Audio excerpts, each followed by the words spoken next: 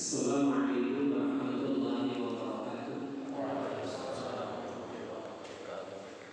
Alhamdulillahirabbil alamin. Wassalatu wassalamu ala asyrofil anbiya'i wal mursalin wa ala alihi wa ashabihi wa man tabi'ahum bi ihsan ila yaumiddin. Amma ba'd. Alhamdulillah, Bapak Ibu kami muliakan, wonten Ahad tanggal 28 Februari 2021, alhamdulillah kita bisa mulai kegiatan pengawasan Ahad pagi hingga saat dari program rampung setunggal tahun istirahat karena COVID-19. Wekdal menika mugi-mugi saged mereda sampun wonten vaksin lan nomor kali kita menjaga protokol kesehatan. Menurut pengawasan jarak 2 meter ini berbicara, ini saya lepas, insya Allah aman. Namun lebih baik tetap Bapak Ibu memakai masker. Kalau berdekatan, ya itu maskernya harus dipakai. Kalau saya memakai masker, nanti suaranya kurang jelas, saya memakai. Yang pertama. Yang kedua, mudah-mudahan Bapak sekalian semuanya selalu dijaga oleh Allah kesehatan sehingga akan selalu membawa kebaikan di dunia wal akhirat. Bapak Ibu yang berbahagia, pada kesempatan ini kita membahas bersama-sama terkait surah Al-Lail. Sebab itu sebelumnya kita baca bersama-sama dan kita awali bersama-sama membaca surah Al-Fatihah terlebih dahulu. A'udzu billahi minasy syaithanir rajim. Bismillahirrahmanirrahim. Alhamdulillahi rabbil alamin. Ar-Rahmanir Rahim. Maliki yaumiddin. Iyyaka na'budu wa iyyaka nasta'in.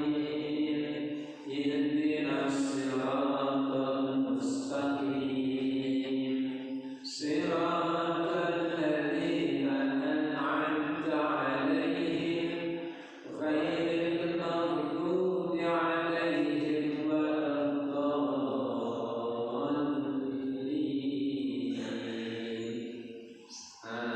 Amin.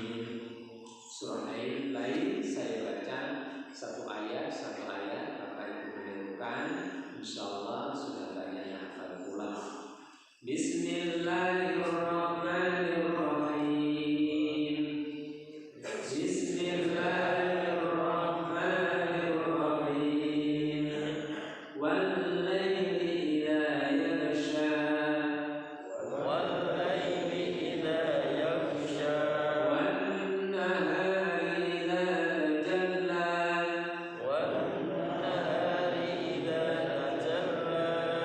Wa ma khalaqal dzakara wal unsa.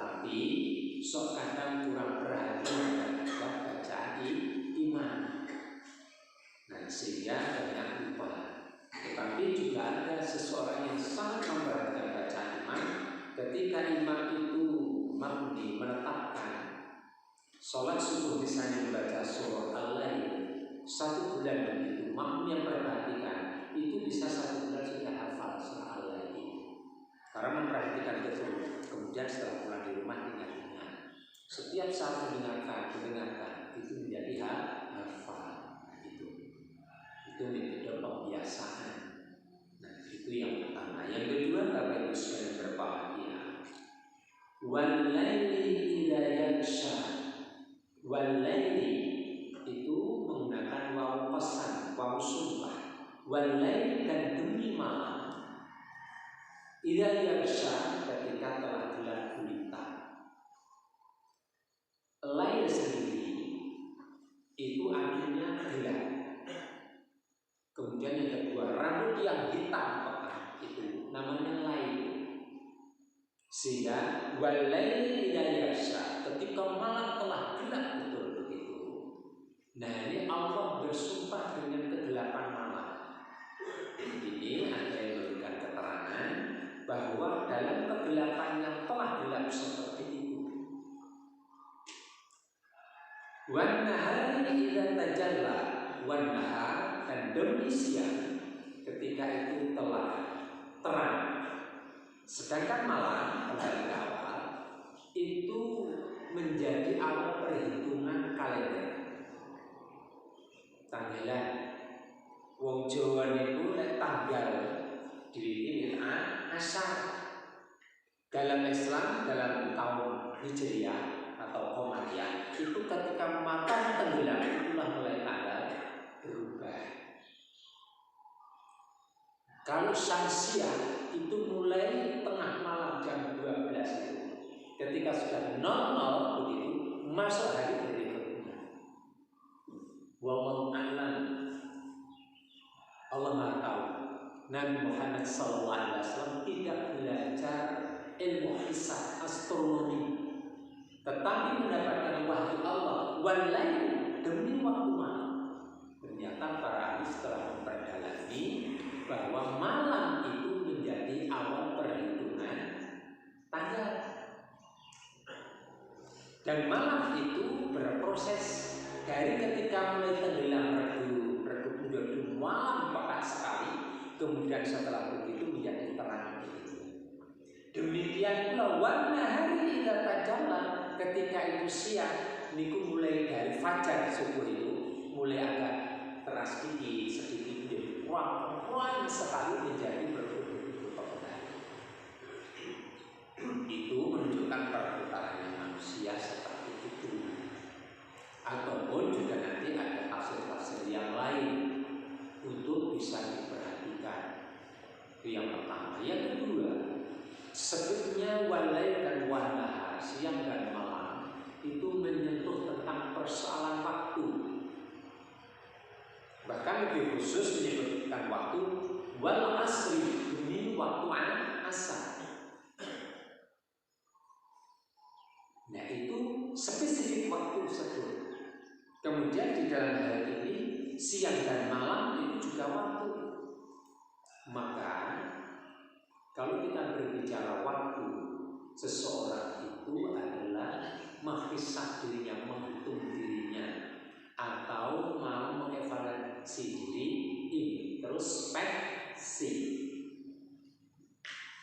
Ketika seseorang itu tidak mau introspeksi diri, itu bisa terlanjur dalam kerusakan. Maka waktu inilah menjadi penting untuk diperhatikan. Kalau orang-orang luar sering mengatakan time is money, waktu adalah uang. Nah bagi orang Islam apa? Maka waktu itu perlu diperhatikan. Hadis saja sampai menyebut irtani khamsan qabla khamsin, gunakan 5 perkara sebelum datang 5 perkara. Itu kan semuanya bicara waktu. Gunakan masa mudamu sebelum datang masa tua. Gunakan masa sehatmu sebelum datang masa sakitmu. Gunakan kesempatanmu sebelum datang kesempitan. Gunakan kayaanmu sebelum datang kefakiran. Gunakan hidupmu sebelum datang matimu. Seluruhnya bicara tentang waktu. Nah orang Islam harus berpikir juga tentang waktu. Macam-macam sudut pandangan orang bicara waktu. Nah kalau kita bicara bagi mereka yang usia masih muda, ini penerus generasi yang akan datang, di usia muda dimanfaatkan untuk apa? Kalau hanya untuk begadang, tidak ada gunanya. Ya sudah, nanti dewasanya tidak akan mengerti apapun. Apalagi zaman sekarang, zaman digital begitu, anak kalau tidak dibekali betul dengan digital begitu asik bermain game. Kalau sudah kecanduan, apalagi syaratnya sudah ini terputus karena itu sudah sulit diobati. Oke lah itu bermain game, sekedarnya hanya bermain, tapi imbangi harus berolahraga, kegiatan aktif. Nah, kalau kita yang sudah usia barangkali 60 atau 50 tahun ke atas, sudah berpikir apa yang akan terjadi besok. Apalagi kalau kita berbicara tentang COVID, dibuka akses begitu COVID tentang kematian, tidak tua, tidak muda, seluruhnya bisa terjadi terpapar COVID. Kalau begitu akan terjadi, waktu apa yang kita gunakan?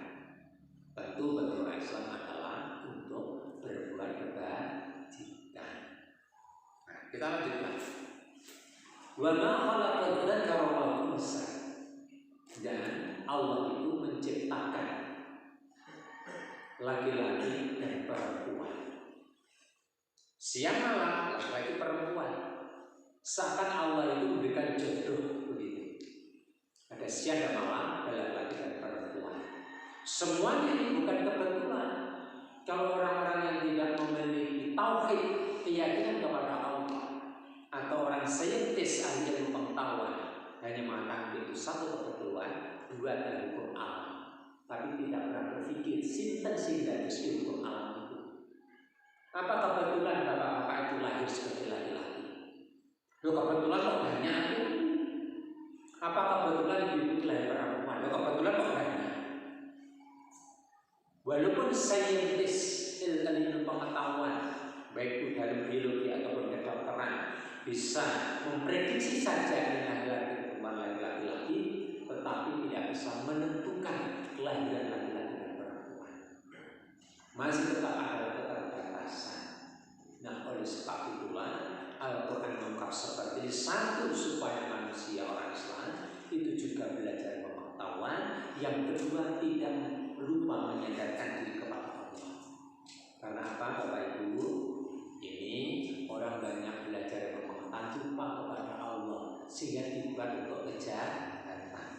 Contoh, bila dia belajar menjadi seorang bidan, bisa membantu kelahiran, tetapi karena memang semoga tidak terjadi pada anak cucu kita karena hamil sebelum nikah, maka ia menanggung malu, ingin kandungannya digugurkan. Datang pada bidan Dan akhirnya karena ditawari mau menggugurkan dengan biaya yang tinggi, akhirnya mau menggugurkan. Nah, pengetahuan seperti ini tidak dilandasi agama. Dia mau berbuat seperti itu, membunuh saja karena uang. Itulah tidak dilandasi dengan agama.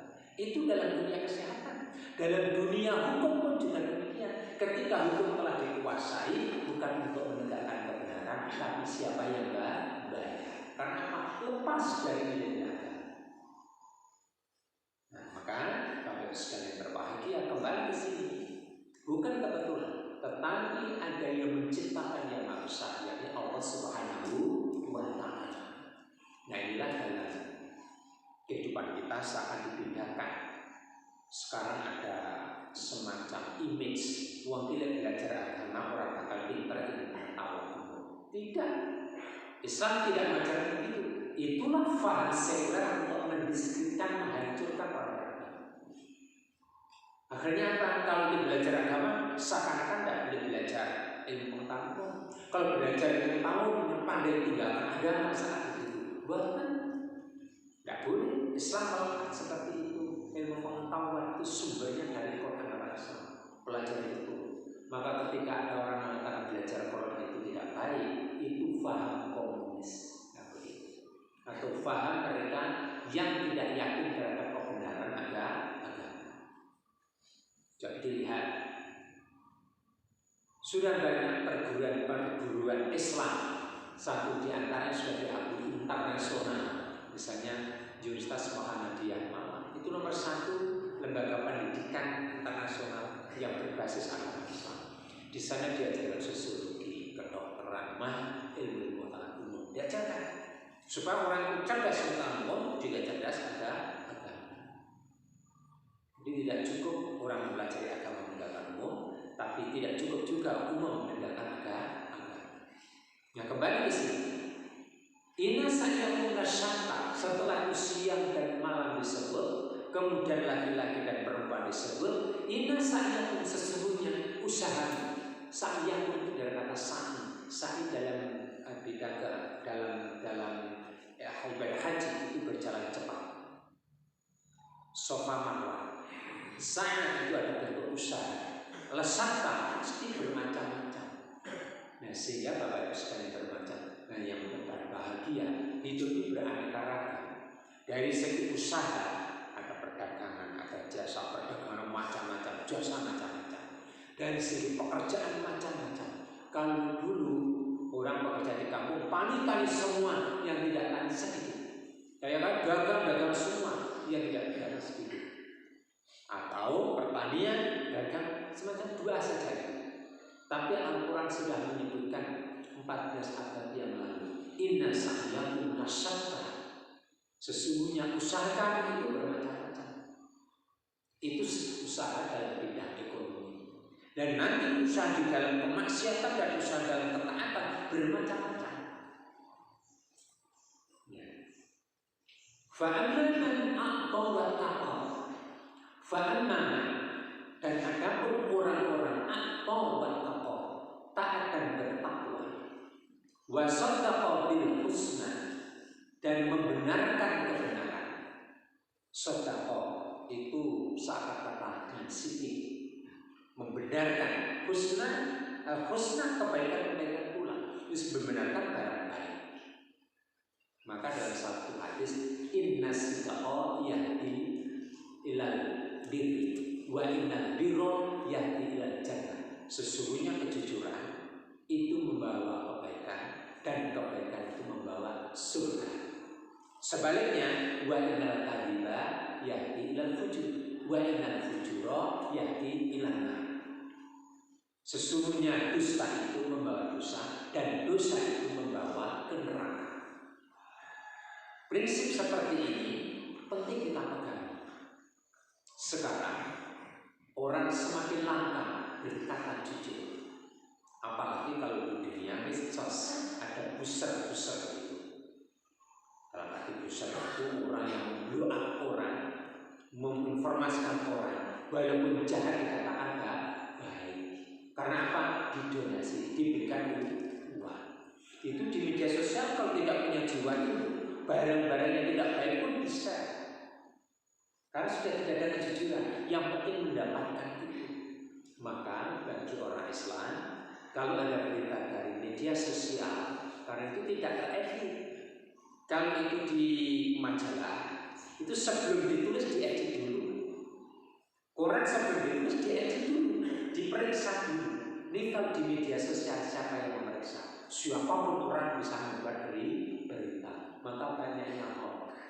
Karena itu kalau bukan media sosial harus hati-hati.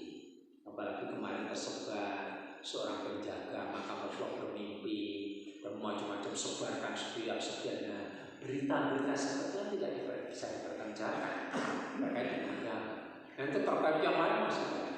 Karena itu media sosial penting, tetapi jangan itu satu-satunya, harus disaring. Maka dengan bentuk pengajian seperti ini, bentuk berkelompok seperti ini, itu akan menjadi saringan kita agar keberita yang tidak benar.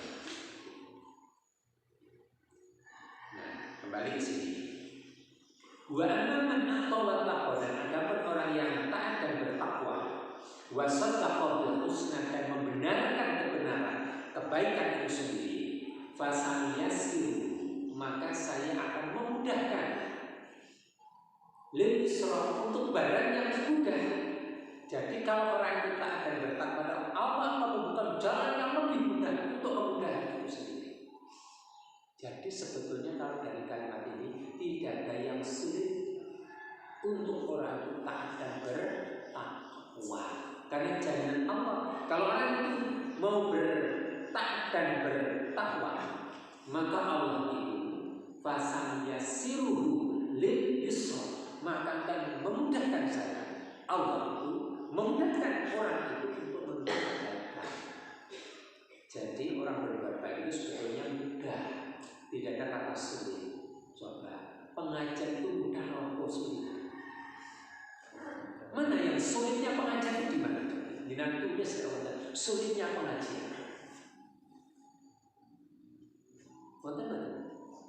Tidak, mudah itu pengajian. Bismillah yang penting berangkat ngaji duduk. Perkara itu urusan belakang, jadi biarkan sudah itu. Sholat Pak sulit siapa? Bilang sulit. Kalau tidak hafal bacaan sholat apapun, hanya bisa Allahu Akbar, la ilaha illallah, assalamualaikum, bisa sholat itu. Allahu Akbar, tidak bisa apa-apa bacaan Al-Fatihah belum hafal ya. Allahu Akbar, seperti itu. Setelah itu apa? Allahu Akbar itu. Sami Allahu liman hamidah belum hafal, cukup Allahu Akbar. Mana yang sulit? Tidak ada yang sulit. Nah itu. Pak saya itu kalau sudah tidak punya hafalan yang banyak-banyak kok Pak. Tidak perlu hafalan yang banyak-banyak, sebisanya yang mudah. Ini maka Bapak Ibu sekalian, itu adalah akan dimudahkan. Dimudahkan kemana? Dimudahkan akan masuk surga. Jadi sesungguhnya ke surga kalau berdasarkan itu mudah, tidak sulit. Maka kalau ada orang bicara sulit, di mana sulitnya? Beragama itu sulitnya di mana?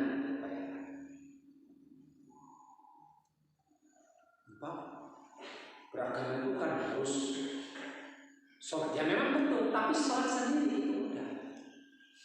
Tidak sulit. Apakah beragama itu harus berpakaian seperti orang Arab? Oh tidak. Yang prinsip menutup aurat. Apakah kalau berpakaian laki-laki itu harus putih-putih atau pakai jubah seperti orang Arab? Tidak. Islam tidak menghapuskan budaya. Yang penting menutup aurat. Bisa pakai batik boleh, karena kita di alam tropis. Kalau di Gurun Sahaya pakai batik itu ya cepat rusak. Maka tropis pakai batik sesuai dengan lingkungannya. Itu manusiawi dan lahir alami. Di tempat-tempat yang gurun begitu biasanya polos-polos, itu memang alamnya. Di tempat tropis itu banyak warna-warni alamnya.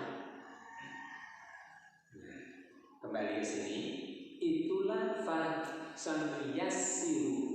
Ini kan fi'il mudhari, pakai sin lagi, pakai nun lagi, akan datang. Kemudian di mana? Di surga, tidak semata-mata kemudian di dunia. Insya Allah kalau orang itu berbuat kebaikan, Allah mudahkan itu. Mungkin orang lain memandang sulit, tapi bagi jiwanya lapang dan mudah. Insya Allah, karena dia itu taat pada Allah, takwa kepada Allah, dia salat, berdoa pada Allah, berharap pada Allah. Walaupun tidak punya mobil, datang pengajian cukup pakai sepeda motor, rasa bahagianya tidak bisa diukur. Tetapi jangan dikira orang yang punya mobil itu bahagia, belum tentu. Dia memaksakan diri, akhirnya dia terlilit hutang. Akhirnya mau pengajian, mikir, aku ketemu kancaku sing hutang kali tadi aku berarti tadi aku pakai berat lah angkat pengajian. Begitu, jadi tidak bisa diukur itu. Jangan dikira mereka yang di penjara itu menjadi susah, belum tentu menjadi susah. Karena satu prinsip yang dipedoman itu tidak apa-apa saya penjara karena prinsip.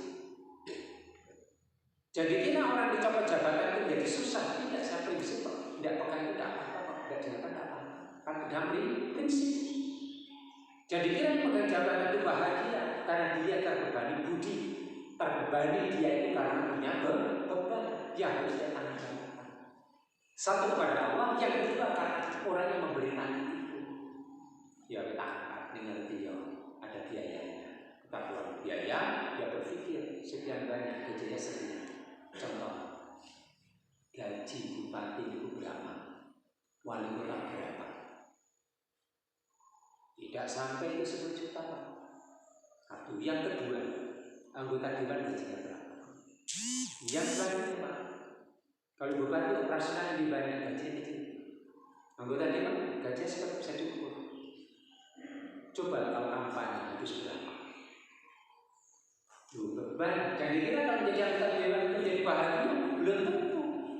Beberapa kali kalau tamu waduh dimuliakan, tapi hatinya belum tentu bahagia. Jadi kebahagiaan tidak bisa diukur dari materi. Maka ungkapan as-sa'adatu fi amal shalih. Kebahagiaan itu dalam pribadi yang beramal kebajikan. Suami istri walaupun tidak kelihatan tampan, tapi suami istri punya akhlak yang mulia. Bahagia Pak itu. Tapi coba kalau itu suami istri punya wajah yang tampan, tapi tidak punya akhlak yang mulia, apa rasanya? Marah-marah terus, sengketa terus, sikut-sikutan terus. Kurang apa habis itu cantiknya, kurang apa tampannya, tapi ketika berumah tangga baru jadi pula itu berantakan. Jadi as-sa'adatu fi amal shalih, kebahagiaan itu dalam beramal yang saleh. Lihat di sini Bapak Ibu sekalian, fasam yasiruhu lil yusra, maka aku Allah akan memudahkan barang yang mudah itu untuk menuju kemudahan-kemudahan berikutnya. Jadi kalau orang itu bertaat, bertakwa, Allah akan mudahkan ke depan berbuat kebajikan. Maka Allah memudahkan besok akhirat akan mendapatkan kemuliaan yang di surga. Nah, gitu. Jadi dimudahkan. Karena itulah orang yang bisa berbuat baik tidak boleh riya, tidak boleh sombong, harus berpasrah kepada Allah. Nah itu satu bab. Ini adalah tentang terkait dengan masalah orang yang berbuat kebaikan. Kemudian wa amma man bakhila wastaghna, dan adapun orang yang bakhil dan merasa cukup dengan kekayaan itu. Nah ini ada asbabun nuzul. Ketika itu ada seorang yang punya kebun kurma, kemudian itu berbuah sampai bergelantungan menurut tangga itu. Tetangganya orang yang fakir sampai jatuh, kemudian diambil. Itu ketahuan dirampas. Padahal batas itu kemudian menjulur ke sampingnya, bahkan sampai dimakan, diminta untuk dikeluarkan. Kurang bakhil seperti ini. Turunlah ayat ini memperingatkan, tidak boleh bakhil seperti itu. Kemudian yang kedua ada berita-berita lain. Terlepas dari semuanya itu, memang bakhil itu tidak boleh dalam pribadi orang mukmin. Banyak ayat-ayat yang terkait dengan melepaskan itu sesuatu itu menjadi penting dalam kehidupan orang mukmin. Harta yang ditumpuk-tumpuk tidak disedekahkan, tidak ada arti si Allah Subhanahu wa Ta'ala. Maka Bapak Ibu yang berbahagia, kalau kita lihat ada SD Ashabul Kahfi itu semuanya karena orang berderma, bukan tugas organisasi banyak bangun, tidak, ayo berderma. Ini mewujudkan ayat tersebut. Maka kalau kita perhatikan pertumbuhan, perkembangan amal usaha, misalnya di Muhammadiyah, karena banyak orang berderma itu. Kalau sudah berderma ya sudah lepas kecanduan di Muhammadiyah. Kalau bisa melepaskan sudah tidak punya hak milik. Karena apa? Ini miliknya umat. Di Muhammadiyah itu pengelola saja, harus menang. Walaupun nanti jadi kepala sekolah, bukan pemilik sekolah. Nanti kalau sudah pensiun ya berganti, tidak bisa diwariskan pada anaknya. Siapa nanti profesional dipilih, kan begitu. Itu tumbuh dan kembang. Tapi lain kalau yayasan itu milik keluarga, ketua yayasan bapaknya, sekretaris istrinya, bendahara anaknya, nanti anggota menantunya, ya sudah semuanya itu. Nanti sudah rusak, nanti itu menjadi kepemimpinan, turunkan padanya. Kita begitu. Nah ini tipis antara itu terkait dengan warisan dan terkait dengan wakaf. Kalau wakaf tidak boleh diwariskan, sudah diwakaf. Tapi kalau warisan bisa harta milik pribadi diwariskan. Itu yayasan yang bersifat warisan bisa terjadi kalau tidak hati-hati.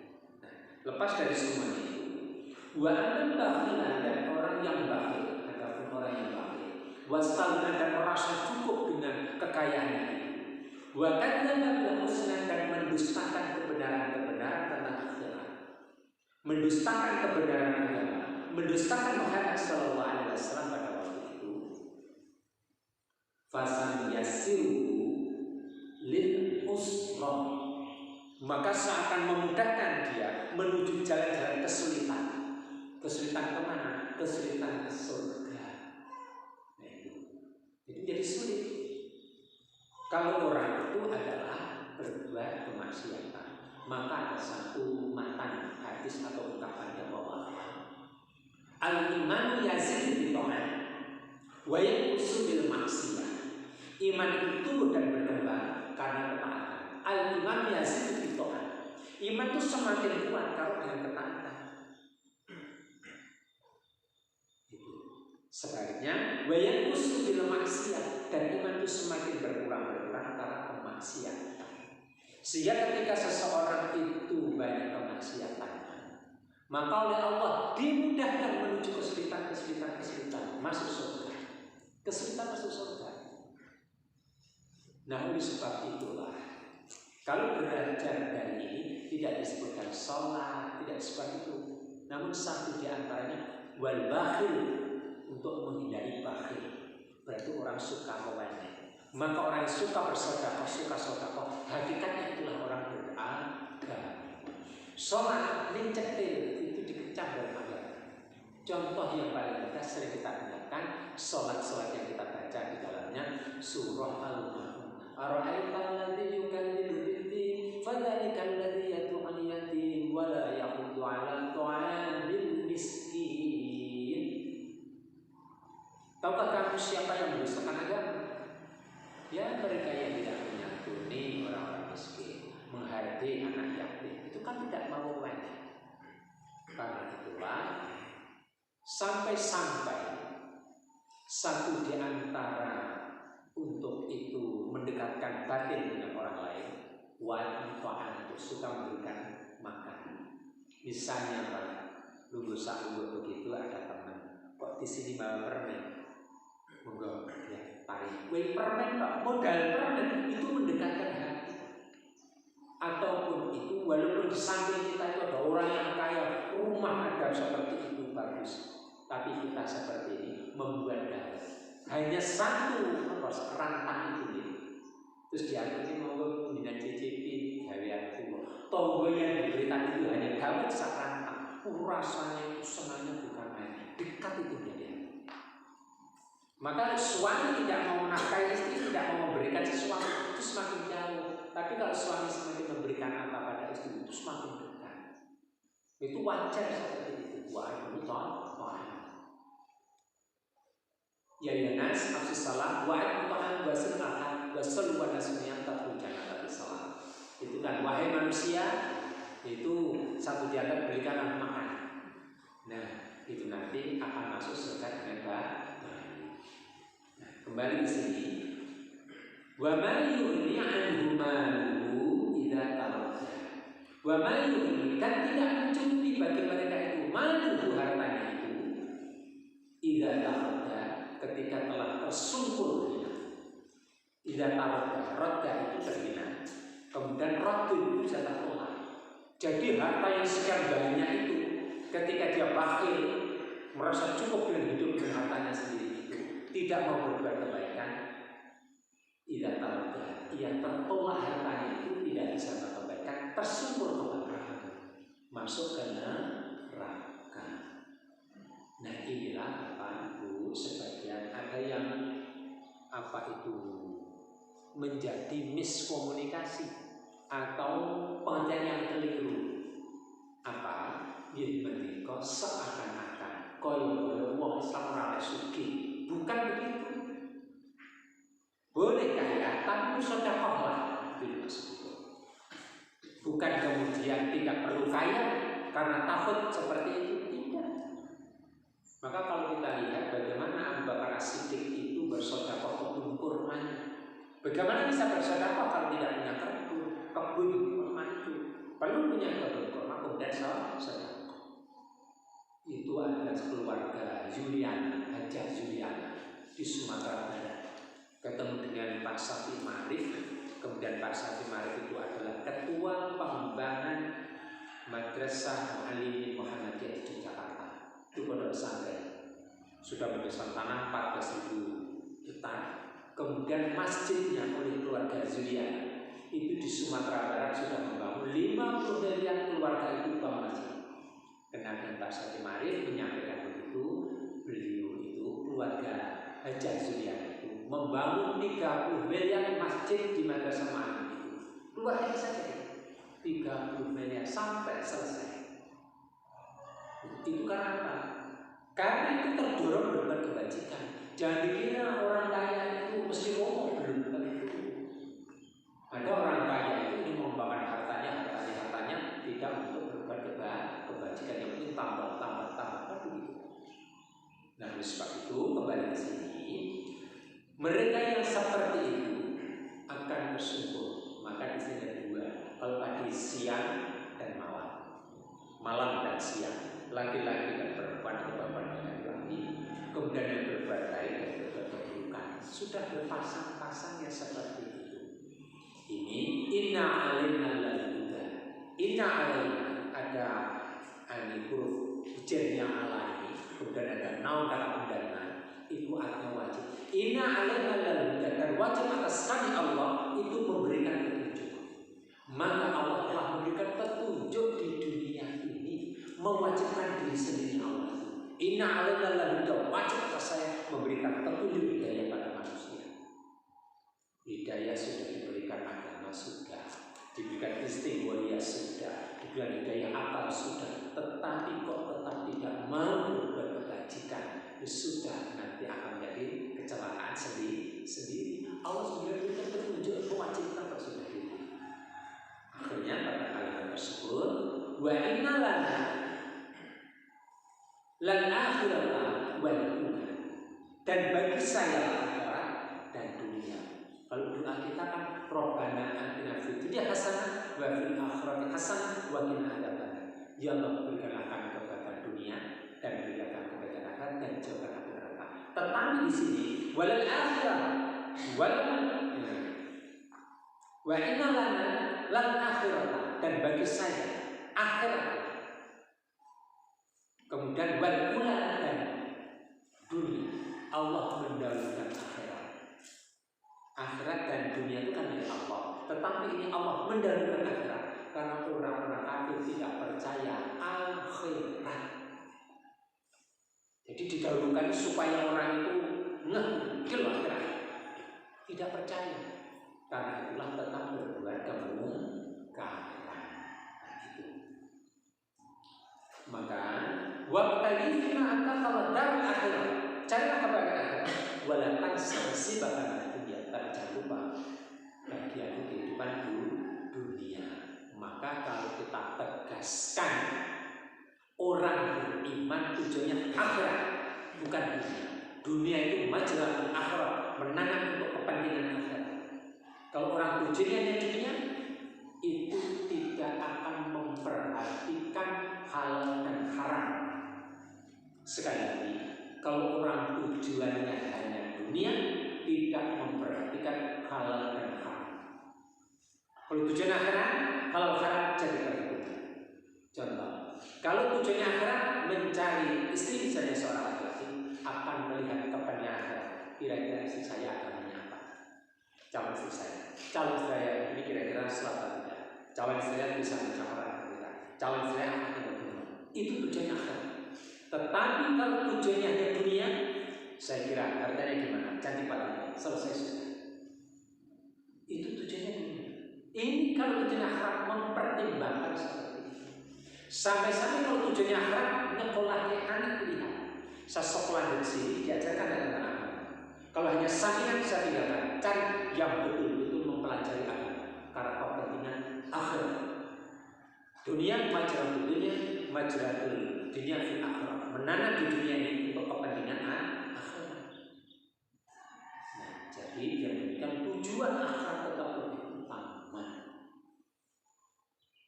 Nah, ini kalau kita lihat dari ayat tersebut. Nah, kita lanjutkan. Fa'adhan tubuh dan saya telah memperingatkan kepada kamu sekalian. Nar talazur, api yang menyala. Bapak Ibu, Allah menggambarkan surga dan neraka itu saya akal pikiran manusia. Hakikat surga dan neraka melebihi apa yang ada. Sebab akan membayangkan surga itu tidak tercapai. Karena indahnya tidak bisa dibayangkan dari dunia. Karena itulah Allah menggambarkan surga itu sesuai keindahan manusia. Misalnya surga itu tajri min tahtiha, mengalir di dalam bawahnya itu air. Bayangkan air yang merinci, banyak air indah begitu sejuk sekali. Tentang neraka itu adalah misalnya disiksa neraka, punggungnya disetrika dengan bara api. Punggung disetrika, akal bisa membayangkan, tapi hakikat besok di akhirat lebih dari itu. Karena 1000 tahun di dunia hanya 1 hari di akhirat. Bayangkan neraka itu seperti apa? Itu sesuai dengan kapasitas akal manusia Allah neraka. Kalau hakikatnya tidak akan tercapai. Lebih dari itu. Kok begitu? Kita baru membayangkan manisnya madu itu aja melukiskan bahasa sulit kok ini. Coba jenengan tulis rasa manisnya madu perbedaannya dengan rasa manisnya mangga. Pripun bedanya kira-kira? Yang tulis kira-kira madu dibagi melek nomentasian. Madu dari bunga mangga, madu dari bunga nopo sepai-pai karet. Mineral manisnya dengan beda. Niku nulis niku mau berjudul awet dhewe. Nah, Allah menerangkan tentang surga dan neraka itu bahasa akal manusia supaya bisa mengerti. Sudah diperingatkan itu. Fadzantum naran talal, sudah peringatkan. Jadi tidak ada alasan besok itu di akhirat. Ya Allah, saya belum mengerti surga dan neraka, tidak ada alasan. Ya Allah, saya di dunia tidak mengerti agama, tidak ada alasan. Sudah diterangkan. Diutus para rasul. Nah, kemudian la yaslaha illa al-ashqa. Tidak akan masuk neraka yang menyala-nyala itu illa al-ashqa, kecuali orang yang sesat. Siapa yang sesat? Alladzi kadzdzaba wa tawalla, orang yang berdusta dan berpaling. Jadi tidak percaya kepada agama, kadzdzab dusta. Tidak percaya kepada surga dan neraka, kadzdzab berdusta. Tidak percaya pada kejujuran dalam agama, kadzdzab berdusta. Wa tawalla, berpaling dari agama. Begitu. Maka inilah Bapak Ibu berbahagia, sekali lagi karakter pribadi orang Islam itu tidak berdusta dan tidak berpaling dari agama. Karena itu agama menjadi ukuran dalam hidup. Bahagia orang itu karena tertumbuh harta tapi tidak memperdomani agama. Bukan tujuan kita. Tujuan kita akhirat. Ada orang kaya kita hormati karena jeripahnya. Ada orang pandai kita hormati karena jeripahnya yang belajar dari sungguh-sungguh. muslim harus punya tujuan akhirat dan tidak melupakan kehidupan dunia. Silahkan jadi dokter dan lupa. Silahkan jadi insinyur tapi jangan lupa. Silahkan jadi petani jangan lupa. Silahkan jadi pedagang jangan lupa. Nah, ini pesan yang kuat di dalam agama Islam. Berbeda dengan orang yang tidak percaya agama. Agama itu ada sampingan, tidak menjadi pokok. Kita agama itu pokok, dunia itu sebagai perantara. Bukan kita katakan sampingan, perantara, maka penting. Dunia itu penting. Nah, begitu. Tetapi perantara, tapi tujuan akhirat, bukan sampingan. Kalau mereka yang itu mengejar dunia, agamanya sampingan. Kadang-kadang untuk pantas-pantas, maka orang munafik dikatakan orang munafik itu malah sholatnya. Apalagi sholat isya dan sholat subuh. Nah, gitu. Sampai-sampai orang munafik itu yuro hanya pandai saja sholatnya. Itu kan itu pantas-pantas. Bagi orang Islam itu cari dunia itu penting. Ya kerja dengan anda, kerja dan dapat apa-apa. Tapi akhirat tidak dilupakan. Tetap jadi prinsip. Kok saya kerja di toko itu, suruh wajib, kok tidak saya kerja namanya. Saya harus tetap membawa jilbab seorang wanita. Itu prinsip. Nah, itu contoh dunia itu. Itu tidak akan masuk kecuali orang sesat. Orang sesat itu berdusta dan dia itu berpaling dari agama. Bahasa jannah halul aqsa dan akan diselamatkan dari neraka itu orang yang bertakwa. Alladzi imalahu yatazakka, yang diberikan hartanya itu disucikan. Bukan disebut salah dapat, tapi harta. Karena banyaknya orang masuk ke neraka itu persoalan harta. Maka dalam Al-Quran itu harta dibagi dua, harta yang dicela dan harta yang dipuji. Harta dicela karena menganggap harta inilah yang menjadikan dia itu hidup selamat. Sedangkan harta yang dipuji adalah harta yang dibersihkan untuk kebaikan. Bukan diserahkan semuanya, tidak, tapi dibersihkan. Ini wajib zakat, keluarga zakat. Bukan serahkan terus pokoknya bandel Pak Muntah ini kabeh. Tidak, jangan lupa ahli waris jangan sampai menjadi terlantar. Maka dalam hukum waris pun ketika seorang ayah mewakafkan seluruhnya, kemudian anaknya ini bisa meralat maksimal sepertiga saja, bisa diralat. Nah, tapi kalau anaknya sudah mampan, sudah ragukan dengan anak, bisa wakafkan gimana? Udah apa-apa silakan. Tapi tidak boleh seorang ayah, seorang ibu meninggalkan ahli waris itu menjadi peminta-minta. Tidak boleh. Maka warisan yang bisa kita tahu wasiat itu jangan sampai mentelantarkan anak. Nah, ini Bapak Ibu sekalian berbahagia. Ini orang yang bertakwa. Alladzina imalahu yatazakka. Mereka yang diberikan harta itu dia mau membersihkannya. Bukan sholat ini sebenarnya pada ayat awal-awal turunnya agama Islam di Makkah Al-Mukarramah. Ini ayat-ayat Makkiyah turun di Makkah. Pertama yang didorong terkait dengan tauhid yakin kepada Allah saudara neraka. Ini ya saudara pasal itu. Selanjutnya, wa man ahadin indahu min ni'matin tujza, dan tidak ada seorang pun di sisinya itu berharap dengan nikmatnya itu diharap untuk diberikan sesuatu tidak. Dia hanya ila biwa wajibul Allah. Dia berharap kepada Allah. Di sini wajahnya Allah yang maha tinggi. Kok disebut wajahnya? Kok tidak tangannya, tidak kakinya? Apa Allah itu berwajah? Tidak. Kalau berwajah berarti punya tangan. Allah tidak bisa digambarkan itu. Ini bahasa kiasan. Sehingga wajah itu merupakan perwakilan dari seluruh tubuh kita. Kalau kita melihat wajah seseorang itu marah-marah, nah itu sudah seluruhnya akan menjadi buruk. Tapi ketika melihat wajah itu tersenyum-senyum, wajahnya itu baik, maka akan menampilkan kesejukan. Maka disebut wajah Allah itu adalah mereka yang berbuat kebajikan, mendapatkan kebahagiaan dari Allah Subhanahu wa Ta'ala. Karena itulah wala saufa yardo, pasti dia akan mendapatkan keridhaan dari Allah. Jadi dia demikian, tapi dia berbahagia orang mendapatkan ridho Allah kalau dia itu mau taat dan bertakwa kepada Allah. Allah akan memudahkan untuk mendapatkan surganya. Oleh sebab itulah sekali lagi bahwa dalam surah Al-Lail ini seakan-akan bisa dipilah untuk menjadi furqan, pembeda.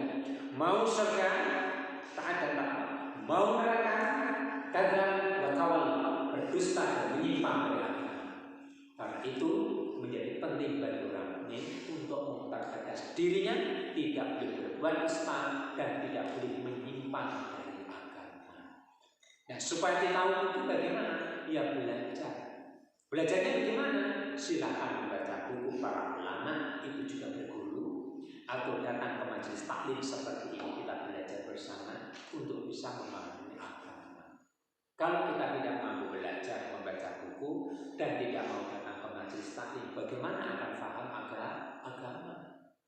Karena itu ini sebuah media yang baik. Mari kita lestarikan melalui surah Al-Lail ini.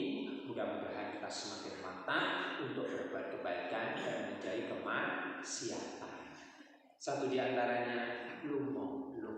Hadis, ya nas wahai manusia, afsus salam, sebarkan salam, wa imutaan, berilah makan, wasil arham, sambut persaudaraan, wasallu wa nasuna, dan salatlah ketika manusia tidur salat malam, tatu jannata bisalam, kamu akan masuk surga dengan selamat. Wa mutaan, tidak semata-mata memberikan makan, itu termasuk, tetapi tidak semata-mata itu. Misalnya anak tidak bisa sekolah pun belum biayai SPM kilo 1 bulan dan belajar. Kok tahu agama, besok dewasa mengamalkan, orang yang bersedekah itu akan mengalir pahalanya dalam dirinya itu. Min haitsu la yahtasib, yang tidak bisa dikira-kira, banyak sekali itu.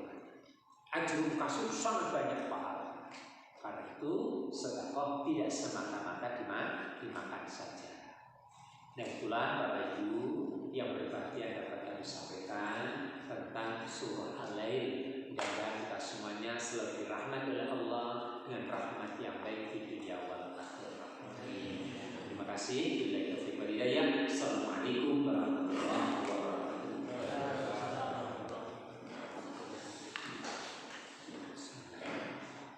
Monggo Bapak Ibu, sesi tanya jawab. Monggo karulan langsung ke mawon. Ingkang badhe nalet, ibu-ibu saged nyerat napa tidak nyerat. Sambil nyerempes tanya jawab dari Bapak Ibu sekalian, sekaligus ini kesempatan perdana kita kajian yang sudah beberapa bulan pekan tertunda begitu. Saya sampaikan informasi yang menurut kami penting buat kita semuanya Bapak Ibu, bahwa kita aktifkan atas terbentuknya lazismu di wilayah Kecamatan Sidoarjo, bahwa pekan kemarin ya sekitar 10 hari yang lalu kita terima SK dari lazismu Kabupaten Wonogiri atas dibukanya kantor layanan lazismu lembaga amil zakat, infak dan sedekah. Ini sekali lagi adalah lembaga milik umat yang perlu kita dorong bersama. Semoga atas terbentuknya lazismu di wilayah kita ini bisa menggerakkan roda dakwah, karena ini penting untuk kita semuanya, dan semuanya insya Allah akuntabel, dipegang secara amanah. Kebetulan yang kita amanai, kita sepakati bersama teman-teman di sini, kita mendaulat beliau Ustadz Theo, nama lengkapnya adalah Ustadz Prastio Pambudi. Kebetulan ini beliau berkenan hadir ini, yang ada di tengah ini, di belakangnya Pak Hijau ini, ya, Ustadz Theo, Ustadz Prastio Pambudi. Beliau asli dari Kediri yang sudah 2 tahun ini mungkin di daerah kita. Beliau sehari-hari ngajar di SD Muhammadiyah Ashabul Kahfi program khusus. Beliau ketua kantor layanan yang lazismu Kecamatan Wonogiri. Insya Allah amanah, didampingi oleh Ustadz Azhar asli dari Pemalang. Beliau berdua adalah lulusan Baitul Quran, dua-duanya ini adalah penghafal Al-Quran. Kemudian secara teknis beliau nanti sehari-hari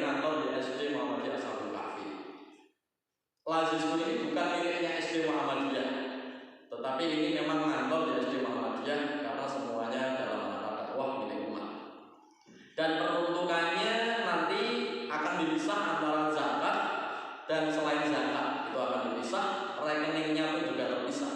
Karena zakat itu secara khusus, nanti asnafnya juga khusus begitu. Pentasarufannya juga khusus untuk peruntukan zakat begitu. Sementara selain zakat ada infak, sedekah, nanti juga akan dipilah tersendiri, rekeningnya juga berbeda. Tidak harus transfer rekening, tidak harus berupa uang dalam kita bersedekah, apapun nanti bisa dibukukan dan akan ada audit resmi karena ini lembaga resmi berpayung hukum, berbadan hukum secara nasional di bawah naungan Lazismu tingkat nasional. Itu akan ada audit resmi juga, peruntukannya juga resmi. Untuk ketua Lazismu kabupaten panjenengan sudah tepat karena setiap sebulan sekali juga ngisi di sini. Beliau Ustadz Nur Wahid. Itu beliau adalah yang setiap ahad kedua ngisi di masjid kita ya. Begitu. Beliau ketua Lazismu Kabupaten Wonogiri. Begitu. Di bawahnya beliau juga ada direktur, ada kemudian petugas-petugas layanan penjemputan, pembukuan dan sebagainya. Semua akuntabel dan insya Allah semua bisa dipertanggungjawabkan peruntukannya, baik itu untuk beasiswa pendidikan, baik itu untuk urusan ekonomi keumatan dan sebagainya, nanti akan ada pertanggungjawaban. Berapapun donasi yang disampaikan, berapapun zakat, infak dan sedekah yang panjenengan tunaikan, insya Allah akan tercatat dan resmi akan ada kwitansi bernomor seri yang semuanya akan diaudit begitu insya Allah. Karena kita berjalan dengan manajemen, harus manajemen yang bisa dipertanggungjawabkan tanpa menafikan lembaga-lembaga yang lain yang sudah ada. Ini hanya satu kontribusi kecil kita bersama supaya roda dakwah di sekitar kita ini bisa berjalan dengan baik. Informasi kedua Bapak Ibu sekalian, mohon maaf ini menyita waktunya. Informasi kedua yang kami sampaikan, sudah 2 pekan ini kita mencoba merintis forum kajian para ibu-ibu dan remaja putri. Sudah modelnya kita rancang sistem kelompok kecil atau sistem likop. Sementara ini baru terbentuk satu kelompok yang agak kecil, agak besar, kisaran baru sekitar 8 atau 9 orang. Sudah berjalan, salah satunya ada Bu Dati, ada Mbak Maya, ada Mbak Lina, ada beberapa ustadzah di SD Ashabul Kahfi, ada juga Mbak Nisa dari Mojokerto sudah gabung, ada juga Mbak Upi yang sekarang sedang studi di mana Mbak Upi? Mbak Upi-nya Firman. Intinya di Timur Tengah, di mana saya kurang paham, tapi di Sudan. Oke, intinya sedang belajar jarak jauh dari rumah, juga ikut mengelola. Dan kita berharap sebentar lagi juga bergabung insya Allah istri, karena ini pengantin baru Ustadz Theo ini, istri dari beliau juga seorang penghafal Quran, itu nanti juga bergabung bersama forum itu. Forum ini adalah forum kajian-kajian bentuknya kelompok-kelompok kecil. Sementara ini berjalan setiap hari Jumat. Tempat nanti menyesuaikan karena nanti akan kita pecah menjadi kelompok kecil yang baru. Karena nanti modelnya adalah sistem likop. Sistem likop ini beda dengan sistem yang sekarang ini. Kajian berjamaah kita tetap bangun di masjid ini 1 pekan sekali. Sistem likop kita bangun 1 pekan sekali juga, tapi di hari Jumat. Sementara sasarannya masih para ibu dan remaja putri. Begitu. Nanti kita pecah-pecah itu maksudnya apa? Nanti menyebar dari materi dari para dai ini, nanti kita sebar dari beberapa kelompok kecil. Misalkan nanti ada Uslina mengampu 5 orang, ada juga nanti ustadzah yang lain mengampu 5 orang yang lain, kita pecah-pecah terus. Dan prinsipnya tidak ada guru yang mendominasi. Prinsipnya adalah belajar bersama, dan yang lebih penting dari itu adalah membentuk komunitas yang saling tawasobil haq, tawasobil sholat, menjaga komunitas yang saling mengingatkan dalam berdakwah supaya kita imannya tetap terjaga. Karena komunitas itu penting supaya kita bisa saling mengingatkan. Dan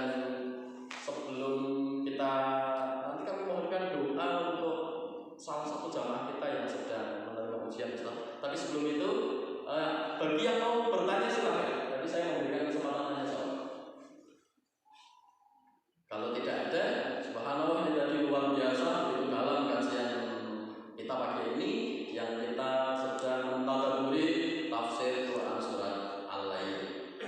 Sebelum kita tutup, kami mohonkan doa bagi jamaah semuanya. Salah satu jamaah kita yaitu Ibunda Suparti. Beliau aktivis dakwah kita, rajin mengajar di banyak TPA, kemudian yang cukup mewarnai di TK Aisyah untuk hafalan Al-Quran. Kebetulan sedang menerima ujian, sekarang sedang menjalani perawatan di rumah sakit Muardi Solo. Kecelakaan beberapa hari yang lalu di Payung. Itu mohon doanya bersama dengan Ustaz Sudirman untuk Ibunda Suparti. Baik, Bapak sekalian, mudah-mudahan Ibunda Suparti diberikan kesembuhan oleh Allah Subhanahu wa Ta'ala. Itu mari awali kita membaca surah Al-Fatihah. A'udzu billahi minasyaitonir rajim. Bismillahirrahmanirrahim. Alhamdulillahirabbil alamin. Arrahmanir rahim. Maliki yaumiddin. Iyyaka na'budu wa iyyaka nasta'in. Ihdinas siratal mustaqim. Siratal ladzina an'amta 'alaihim ghairil maghdubi 'alaihim waladdallin. Allahumma shalli wa sallim 'ala nabiyyina Muhammadin wa 'ala alihi wa sahbihi wa sallam ajma'in. Allahumma anta syafi' wa shifa' wa shifa' hasbi aqina. Ila shifa' shifa' min wa sahbi bi rahmatika ya arhamar rahimin. Ya Allah, ya Tuhan kami, kaum muda yang menunggu tidak ada kesempatan dari ya Allah. Karena itu sembuhkanlah saudara kami yang seperti kesembuhan yang tidak ada efek sampingnya ya Allah. Ya Rahman ya Rahim ya Malik ya Mu'min ya Salam ya Muhaimin ya Azizul Jabbar Mutakabbir.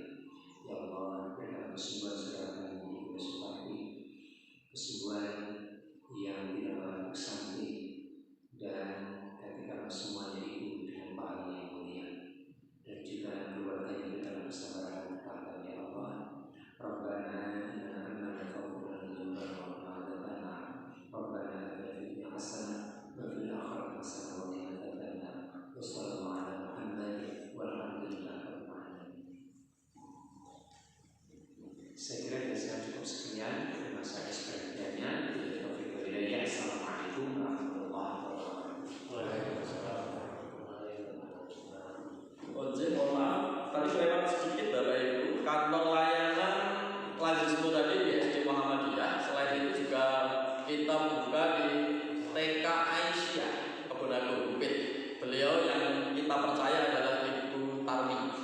Jadi beliau bertiga, Ustaz Theo, Ustaz Azam dan Ibu Tarmi itu pengurus resmi yang di SK-kan resmi dari Lazismu Kabupaten Maluku. Nah, katanya terus yang bergeraknya mungkin mengantar anak ke TK Aisyah, kalau ingin menunaikan zakat infak sedekah bisa di kantor layanan di TK Aisyah lewat Ibu Suparmi, Ibu Suparmi. Begitu ya.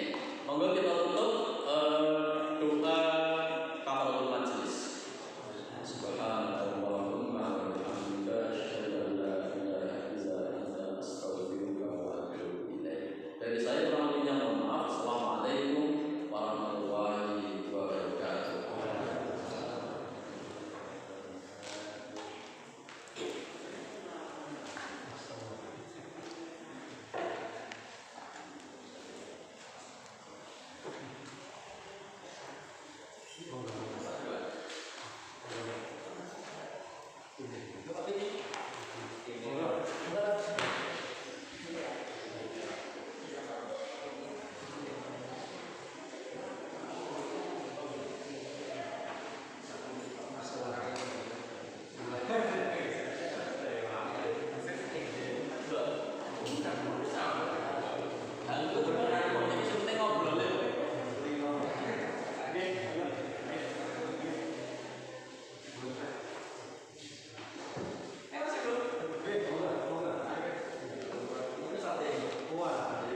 Dimatikan dulu. Masya Allah, belum mati.